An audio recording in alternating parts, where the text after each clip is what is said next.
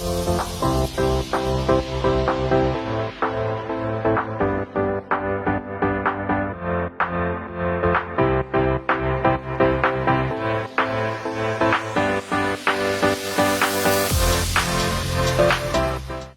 and welcome to the Sihat Session, our very, very first episode brought to you by Amway Malaysia. I'm Ivana, I'm Erica. and this is where we'll be talking about all things health dan gaya hidup masa kini. So, tell me, Erica, how's your gaya hidup these days? Could be better, I think. Definitely could be better. How are you feeling today? Surprisingly well rested today. Yeah? Yep. Okay, because I don't know, I mean, last week you were saying that you were very tired and all that. Yeah, but I Yeah. think over the weekend and over the last few days, I've managed to catch up on a bit of my sleep. Yeah? Yep. Okay, that's good. Because you know what? I'm a millennial and you're Gen Z, but some days it looks like I have more energy than you. Thanks for calling me out like that. But, I think I've managed to catch up a bit. I think hopefully I can beat you today in terms of energy. Yeah. Well, I think I have a lot of questions about how exactly we can do this. But so maybe we should consult an expert on this. What do you think? Definitely. An expert opinion would be very helpful. And with that, let's welcome our very first special guest, Dr. Harshanth. Hi. Thank you for having me. Good morning. Morning. So, Doctor, could you please tell us a bit about yourself? I'm a medical professional. I've been in the healthcare industry for 17 years. I started off in emergency medicine, practicing in both government and private healthcare facilities.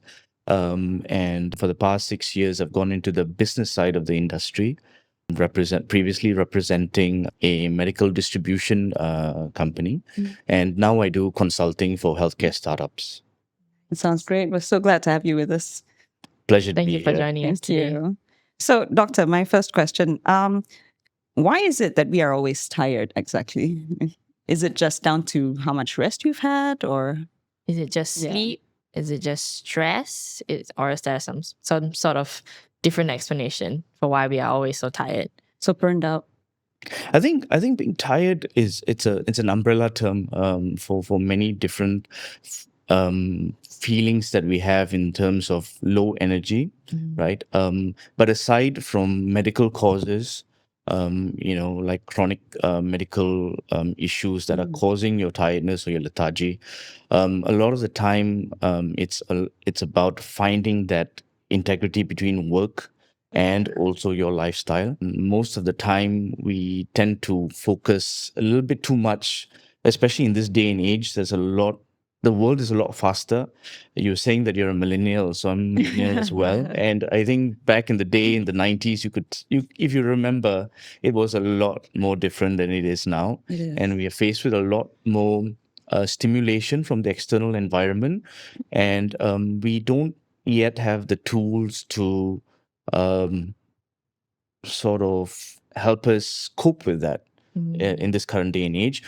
Maybe we do have the tools, we just may not have the awareness to implement those tools in this day and age. So from what I'm understanding, because I was not born in the 90s, so it used to be a bit more about work-life balance, but now it's not just that. There's also so many other things like the internet, our phones. Our phones, I think, is the main one that brings a lot of stimulation. I think way more than just focusing on work, on family, and then bouncing between the two. Now there's a lot more that we have to learn how to balance. Exactly. Now, you mentioned phones, and that's especially a concern to me because, I'm a mother of two.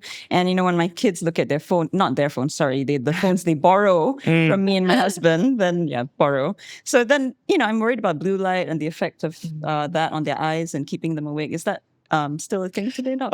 Absolutely. I think the general recommendation that we know is, we've also read about is that don't look at your phones before you go to sleep because that light sort of activates your nervous system, your reticular activating system that forces you to be awake longer than you should be. And it's something that's really, really important to be able to instill. But, with children, it's a pretty difficult endeavor. Is there a recommended amount of time that you shouldn't look at your phone before you sleep? I think I've heard 30 minutes, but I've also heard up to 2 hours. I think the recommendation goes from anywhere from an hour to 2 hours. An hour at least. Yeah. Okay. Yeah. I see. Mm. I heard doctor mention sleep.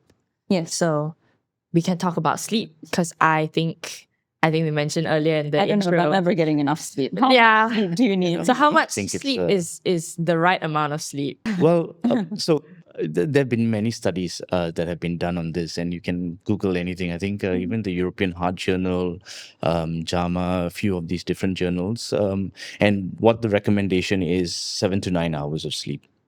Yeah. Anything less, you will have metabolic problems. And a lot of people say that they feel fine maybe after 6 hours of sleep or 5 hours of sleep. But objectively, if they went through cognitive tests and all of that, Yeah. it would show some kind of deterioration. I macam never get enough sleep like that. Oops. 5, Oops. 6. Oops. Okay. Yeah. Now I know. Not really. I mean, you're so busy these days. You're lucky to get 6, right? That's true. True. So would an average, like the average recommended be at around 8 hours? Everybody should be Absolutely. I getting. mean, the median is 8, yeah. But I mean, for example, for me, 7 is enough. You know, if I can get 7, I'm happy. You know, but anything so longer, not many people usually sleep longer, and there's no study that says, oh, if you do sleep much longer than 9 hours, you know, there's any added benefit. Oh, But less is the trouble that most of us are in. Okay. Yeah. But would you say it's because if you're healthy, for example, you know, maybe because you're healthy, then your body is able to cope with 7 hours of sleep, whereas someone else who's a little less healthy would require more because they need more rest? I don't think to a large extent it would be whether it would be healthy or not. Sometimes we have our own metabolic rhythm. Everyone has their own individual rhythm. So I think as long as if you fit that amount of hours between 7 and 9, you're good to go. Okay. Yeah. Okay. is it true that as you get older, it's harder to stay asleep for longer? That is true. That is true. Especially as you're approaching your 40s and Yeah. after your 40s, it tends to be that you don't require as much sleep. But having said that, it could maybe be lesser an hour or so, but not much more than that. Oh, that's interesting. Okay. Like, oh, don't look at me. I don't get a choice Oh, sometimes. okay. So in the morning, my kids Yeah, are like, exactly. Mama, Children nak know makan. that. And I was like, Nak makan yeah. dah. Especially Need school breakfast. runs, you know. Betul, betul. Yeah. Ah, that's true. It means that even if your body kind of naturally wakes you up at 6 hours, you should try to still push for maybe 7 hours. If you could, but I mean, how do you usually feel after those 6 hours? Is it a good, well-rested 6 hours? You think? For me, I think it- 6 hours, I'm pretty well rested at 6 hours. In fact, I used to say 4 hours is enough, Yeah. which now I know is not a healthy. No, absolutely not. 4 hours is like, yeah, yeah. Maybe because it's good deep sleep. But kata REM stage kan. REM, non-REM. Oh, itu influence also, right? Like your sleep. Yeah. That's right. That's right. It does. Absolutely. And also, you know, whether you've eaten before you slept, how much water you've drank before you slept, you know, are you waking up in the middle of the night to use the bathroom? All of those things influence the quality of your sleep. In the general population, usually, you know, when you are in your 40s, you know, all of these things like hypertension, diabetes, all of these things start to creep up slowly. So it's really important, you know, to make sure that you have that healthy lifestyle to prevent all of these metabolic issues from propping up. So then after that, you have to try to get more sleep later to counter that, or? In terms of like splitting it, like having an afternoon or evening nap. Is that good or is that advised against? Yeah. I am aware of some studies that tell you that, you know, an afternoon nap, like a power nap, is beneficial, especially like after lunch or something like that. But you know, in this day and age, can we really afford an Yeah, afternoon but nap? that's the thing though. I have a question. Yeah. How long is a power nap? Because I have friends that nap for 10 minutes and they're good. 15 minutes and suddenly they're wide awake. I have friends who nap for 3 hours. That's not a nap. That is not. So I think the recommendation is anywhere from 20 to 45 minutes, if I'm not mistaken. But yeah, no, anything more than an hour or so is Yeah. definitely not recommended. And I also realized, like for example, I'm not a nap person. If I take a nap, I'll probably be up in 2 hours or so. Yeah. I can't take that 10 minutes, 15 minutes. Yeah, but then maybe it's a cultural thing. 'Cause you see people in Japan, they actually They do do. nap They during do. the afternoon That's after true. That's lunch, right. and then like the Spanish, they have their That's right. Yes. That's right. And I don't think it affects what time they sleep at night. Yeah. They seem to be fine. No, they're fine. They're fine. But then again, if you talk about Spain, I think their working hours are a lot later. They start much It's later. true. I Yes, think they true. start at 10, and then they have like a 2-hour lunch where they go back home. So nice. Yeah, it's a It's totally different. lifestyle. No, but it's good because then you cook your own lunch. You That's know? right. And when you it's, eat healthier, you sleep better. Am I right? That's Like, right. yeah. That's right. Absolutely. I had a question about sleep. So is sleep debt like a thing? Like, can you actually, Sleep like, debt. let's say Monday to Thursday you sleep Yeah. 4 hours, and then on the weekend you sleep 10 hours? Does that actually help, or is that Oh, just you mean like to oh no, I don't think that helps. No. I knew it. I knew it. Yeah, I think it's a daily replenishment thing. that makes I sense. know certain people who are like, oh no, I slept very poorly this week, so I'm gonna sleep in this weekend. I'm like, no, that's not a thing. No. Sorry. Unfortunately, not a thing. Okay. Heard it from the doctor now, okay? So Heard it from yeah. the doctor himself that sleep debt and replenishing sleep on the weekend is not a thing. No. No, it's not. It's not.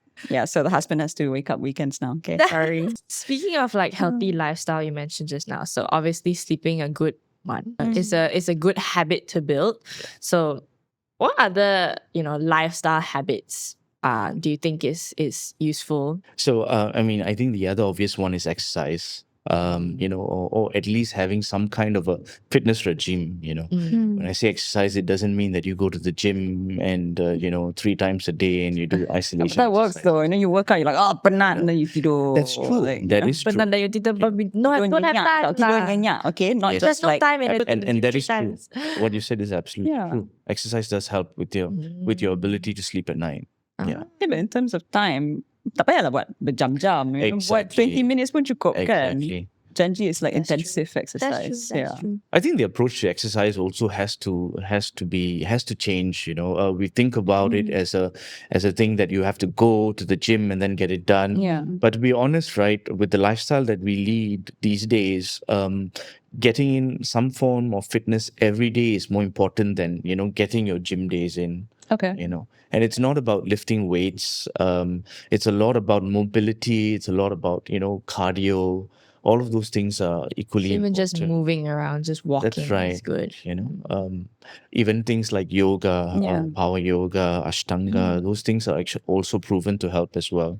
You don't have to be lifting a dumbbell every No, opportunity. I think also because yoga, it's very much breathing focus, and when your That's right. breathing is better, then you sleep deeper, right? That's true. Yeah. That's true. And it also affects your so many different things, right? Your level of alertness, when you can manipulate your breathing patterns to improve your alertness, to improve your anxiety. The mental know? calm. That's right. Yeah. Like, I can't, I go to sleep and I'm like thinking of a million things. Yeah. It's true. Sometimes your you brain can is just Yeah, I just quiet suddenly down. think of a to-do list I have to Yeah. do, and I'm like, oh, I'm awake. Yeah, no, especially for people who are night owls, and if you're a night owl, it's a lot more difficult as well because we live in a society where everything starts early in the morning and you go to work early in the morning. So you have to be able to adjust. And usually with night owls, I think what they say is from 10 p.m. to 2 a.m. is the time where your brain is Yeah. just on Buzzing. overdrive. Yeah. Buzzing I think that's nonstop. probably when I'm the most productive Yeah. in the day. Yeah. So we need a certain sort of cues to help us. Okay, you know what? You're going to go to sleep. You need to taper down. If not, you're not going to get that healthy 7 to 9 hours. Okay, back to sleep for good habits. So obviously, I recommended an hour to 2 hours. You don't use your phone. Is reading good before? I've seen people say that reading for 30 minutes, 40 minutes before you sleep is a good way to wind down. It's definitely better than anything. Like for example, there are some people who have the TV in the background. That's really not recommended. And if your mind is still a little bit active and you still have that sense that it's still moving a little bit, reading is definitely a perfect way to wind down. Yeah. And it's not only that, right? It's also knowledge acquisition at the same time. Yeah. That's true. Yeah. That's true. Or maybe you pick a boring book and then you just That fall helps. asleep while Ah, reading. helps. Some science textbook. What I realized though, I'm not sure if you're aware on Spotify. This is in no means an advertisement for Spotify, but they have these White noise? podcasts where they basically have these stories that they speak about or they narrate in a very deep, slow manner, and you put it on. Calming voice. That's right. Wow. Oh, okay. I Yeah. did not know they did Yeah. that. It's like a bedtime story. That's right. That's right. So you just switch it on. It helps sometimes, but sometimes sometimes your mind is just a little bit too wound up. It takes a little bit more. Yeah. And when we had to put my kids to sleep, we used the white noise on Spotify as well. Yeah. Does it help? Or YouTube. Does it help? I don't know. Sometimes. I know some people play I've tried music for Yeah. their kids as well. Yeah. And that Yeah. help the kid sort of calm down. Yeah. It's a cue. Most of the time, it's maybe not the music itself, but because it's a pattern, a behavioral pattern that the parents establish. Yeah. So when the music starts, Yeah. it's a cue. Like, okay, it's basically habit forming, right? It is. And I think that is one of the things that we can try to instill, but having knowledge doesn't mean that you're going to do it. You mentioned forming habits. So exactly how long does it take to form a good habit? Like how long do you... So this is actually pretty interesting. There was a study done in 2009. Can't recall exactly what the name was, but it was a pretty well-established study where they found out a habit can be formed anywhere from 18 days to 254 days, depending on the complexity, right? But the average is 66 days for any habit to form. I heard 21 days. I've been lied to. So it's a myth. It's a myth. 21 days is a myth. Yeah. But you said 18 days. So So for example, it could be, so depending on the complexity, simple right? habits, okay. For example, having a sip of water before you go to sleep is a simple habit, Okay. right? Something like that could be established in 18 days, right? But having a daily fitness routine, that might take you longer, maybe 90 days or 100 days, Okay. and maybe things more complex like journaling. That might take you, probably 200 days to establish a habit. That's complexity and discipline as well, right? That's right. That's right. But the thing is, we talk about discipline in a way that it's always present. But I think we should understand that willpower is a finite resource. Right. And by the time you are at home at the end of the day, most of your willpower has been used up. Yeah, I was going to say, what if you have no willpower? You come home, you're like, no. Exactly. So habit forming is a lot about behavioral change and environmental design, actually, more than discipline or willpower.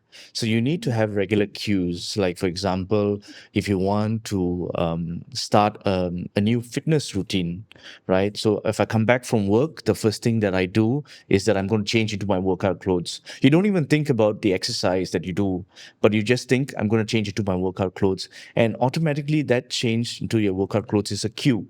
It's a cue for you to think, okay, now I'm going to exercise. Then your brain sort of, syncs with your body and says, okay, I'm ready to go exercise. Yeah.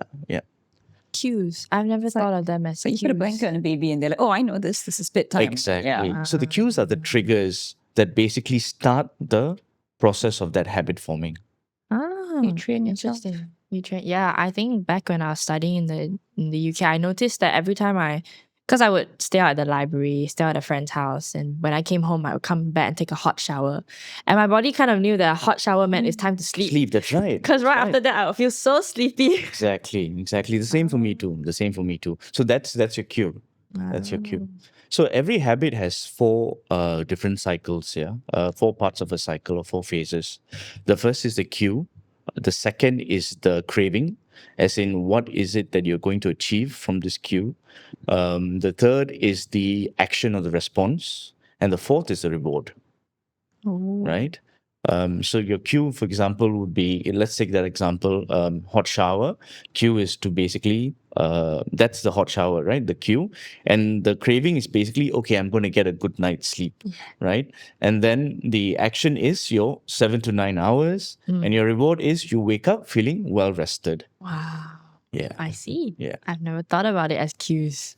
Yeah. I just kind of thought, maybe No, I think we were all, trained in the way that, you have to be disciplined, willpower is important, all of those things.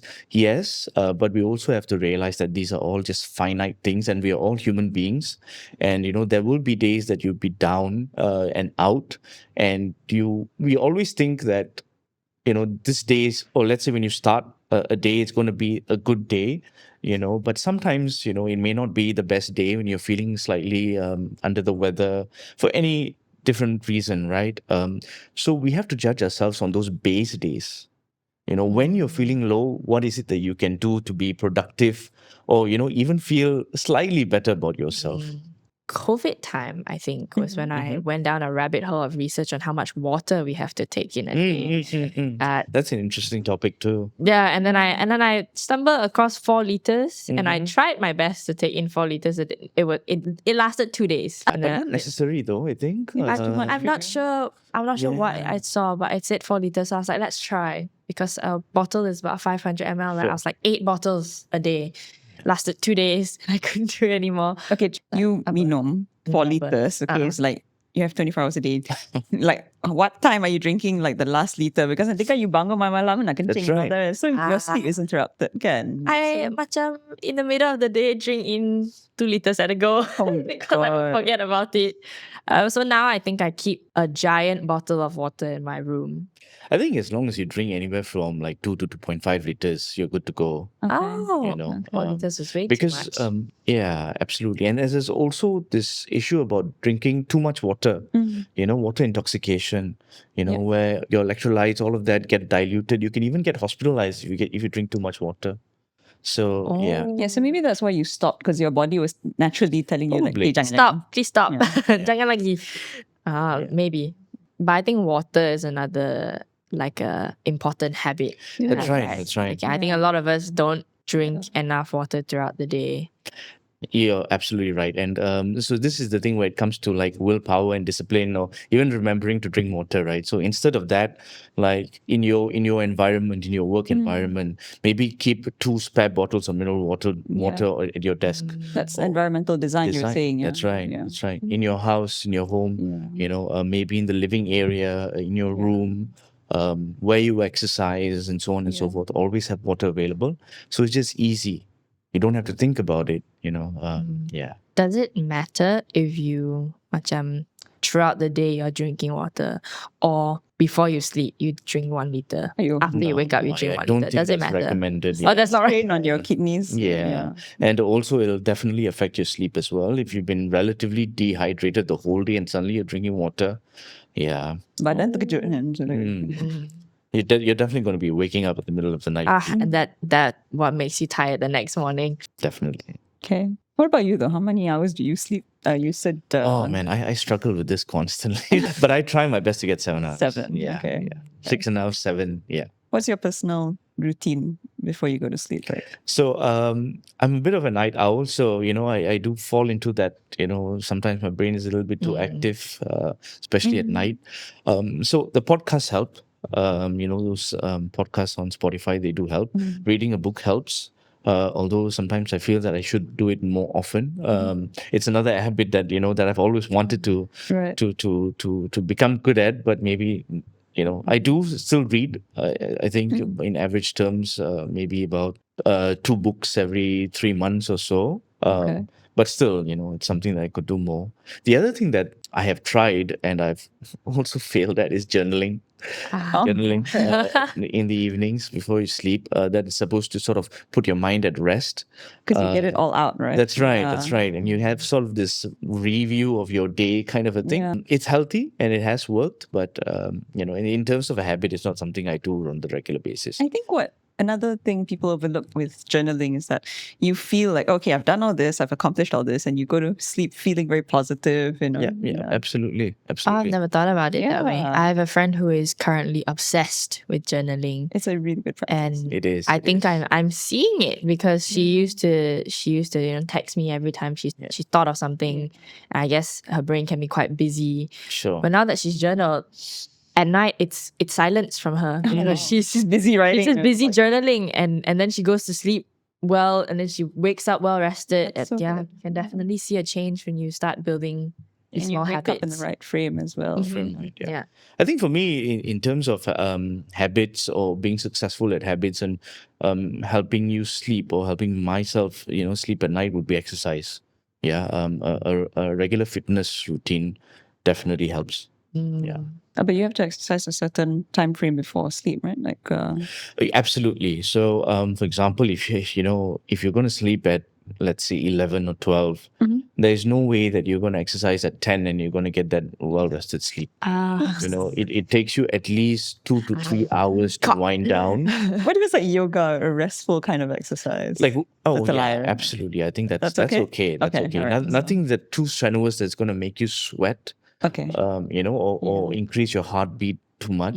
Is it because of the adrenaline? That's right. That's right. So all of those, hormones that sort of get activated when you exercise.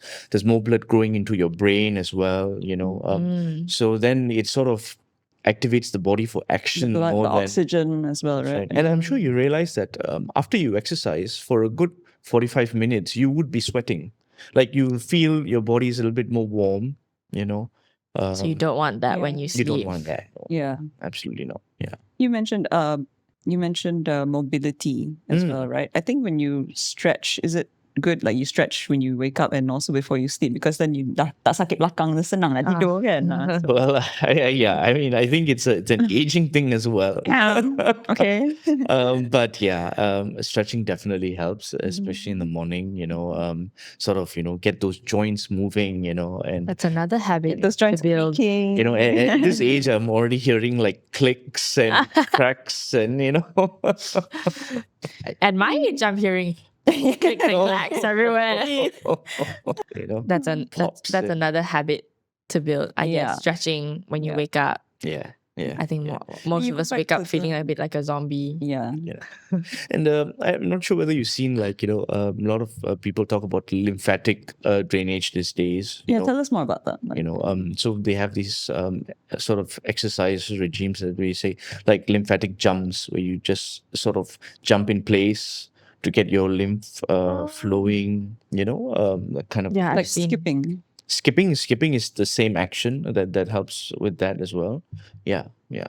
So there's this theory that if you do things that you used to do when you were younger, like masa kecil main skipping and all that. Yeah. So it's like your body thinks it's still young and it thinks it still has to do all these things. That's interesting. So you trick your body and sort of I don't know if that's scientifically possible. But I mean, it makes sense. Like when we were talking about like habits, right? And when you have the cue, and then you also have the reward, and that whole feedback mechanism. yeah, because like I'm getting old, so I'm seeing all these, Sure. all these posts about older people coming on my feed. It's like a hint. So the algorithm is Not sort so of subtle hint, right? But yeah, I see people who are like in their 70s, 80s, and they're like weightlifting, and the doctor says because they keep on doing it. So your body, you don't tell your body, you're too old for this. So Oh. I mean, I don't. Yeah. Even the concept of being too old for anything, we shouldn't look at it that way at all.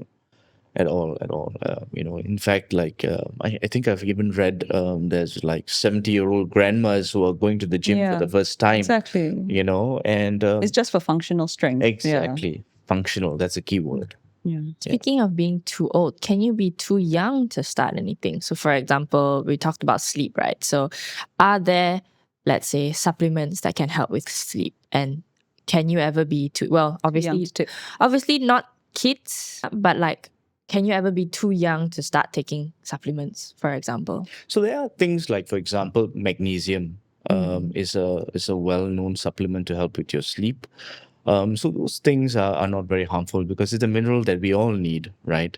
But there are medication, like for example, I think what you're talking about is melatonin. Yeah, it's not approved in Malaysia. I see. I think more like magnesium, like not sleeping pills, not anything like that, but Absolutely like not, yeah. minerals, like you said, like magnesium, calcium, like all these supplements that kind of aid your health? Can That's you ever be right. too young to take Right. those? Oh yeah. Oh, even things like peppermint tea that calm your body, calm your mind. Those kind of things will be helpful. Oh. But I definitely don't recommend taking supplements like Yeah. medication to help your sleep. No. But things like magnesium, calcium, vitamins, they're all okay lah. So, I mean, vitamins, you should take vitamins on a daily basis, yes, but don't take things like vitamin B before you sleep. For energy, Yeah. that's for the morning. Exactly. And in fact, most of your vitamins you should take in the Yeah. morning.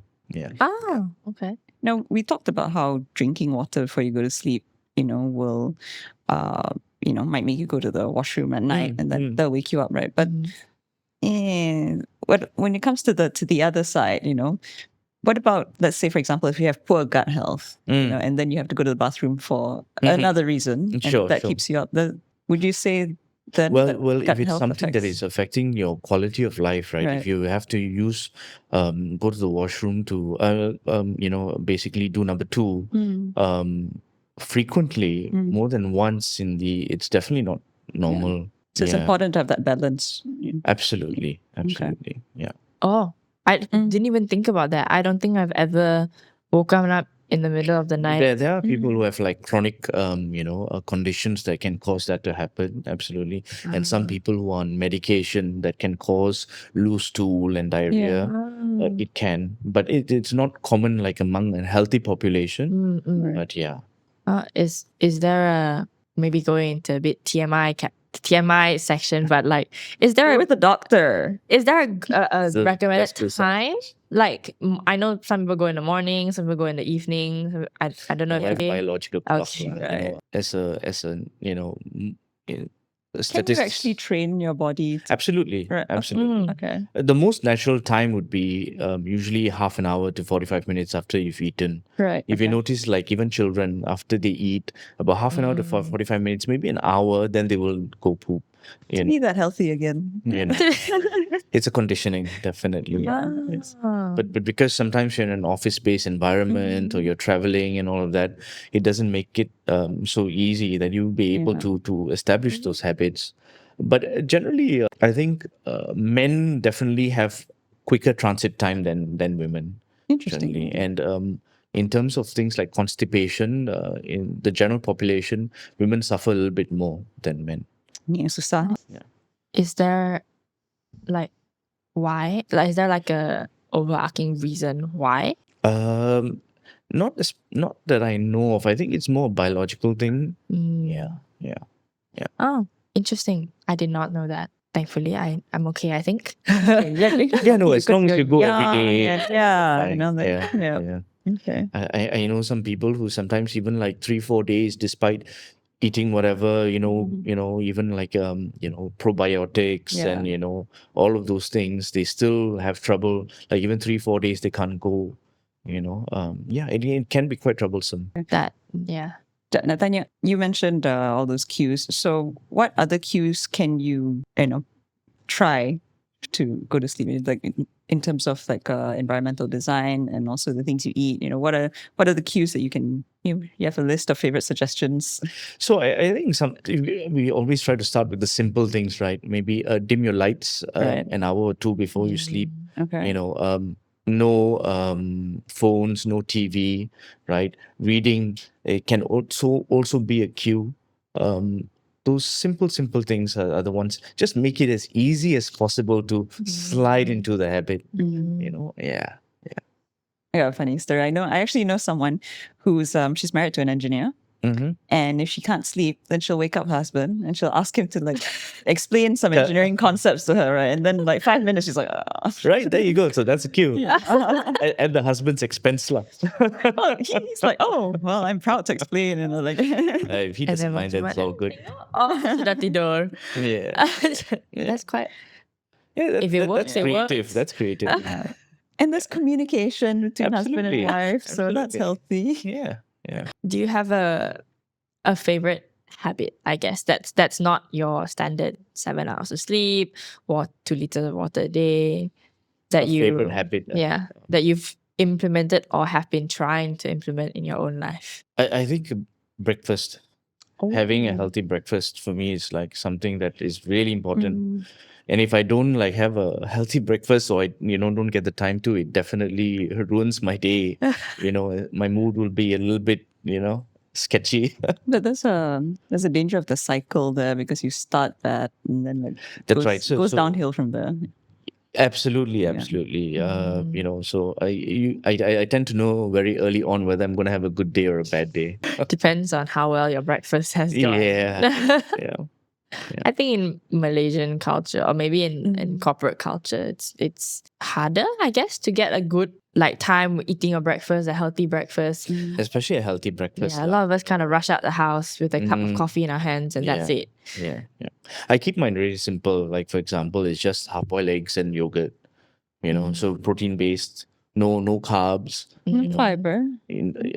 Fiber. I mean, for me, because I have vegetables every day, like with lunch or dinner, so it wouldn't be a problem.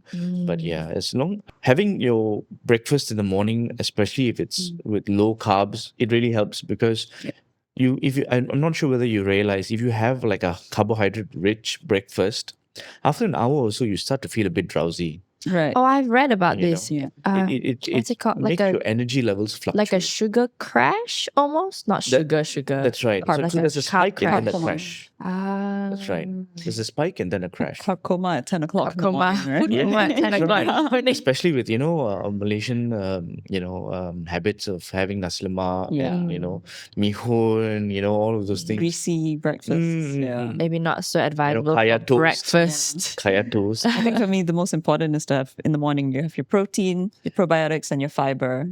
That's it. Absolutely. Yes, sir. Absolutely. I need to work on breakfast. You should. It actually, it's a game changer. If you have your breakfast every day, you realize you have a lot more energy. For me, I'm definitely a lot more happier as well. And if you make it a habit, generally your body will wake up wanting to eat as well. And then the other thing that is really important is not eating 2 to 3 hours before you sleep. That is also really important as well. Oh. Yeah. So don't eat dinner and then go sleep. No, Don't do that. absolutely not. That's like the worst thing. Yeah. But that's the thing, right? These are all recommendations for an ideal life. But the lifestyles that we lead. Yeah, cakap je senang. Yeah. Okay, so what would be your last piece of advice to those who are young but already feeling like they're old, and those who are already old and desperately trying to feel young, and it comes to feeling tired? I think the number one thing is eat healthy and exercise regularly. Keep things as simple as possible. And make sure these things are accessible to you. So you will be encouraged to implement it on a daily basis. That's great advice. That's true. But if it's easy, you can just do, right? You see it in front of you, you will just do it because it's already there. Yeah. I think the other thing also on the other side of it, right? Sometimes we miss a day, or we feel, oh my God, I You don't feel have too much discouraged. energy. Yeah. Don't. Because studies also show that even if you miss a day over the long-term period, it doesn't have any detrimental effect. So we don't have to be perfectionists. We all have to recognize that we are human beings, and we are, all sometimes at fault, and we're never perfect. So when you don't have that perfect day, don't beat yourself, Yeah. for it. And in the long run, if it doesn't affect your habit building per se, then it's okay. Yeah. That's right. That's right. Because habit forming is an exponential curve, right? It starts really low. You don't see any changes. You might feel a little bit, despondent or discouraged. But when you start to do it, it just goes up and up and up. So it's an exponential curve. Yeah. Habit forming is an exponential curve. It I'll keep is. that in mind. Put it on a t-shirt. Put it on a t-shirt. Actually, that's a good one. You put it on a t-shirt. Yeah. All right. Thank you so much for joining us. I feel that You're both of us have learned so much from you today. You're welcome. Yeah. Thank you so much. And this has been the Sihat Session. Join us, like us, subscribe, and we'll see you next episode. We hope to have you back with us as well. I'll be happy to be back. Thank you. All right. I'm Ivana, I'm Erica. and bye. Thank you. Thank you.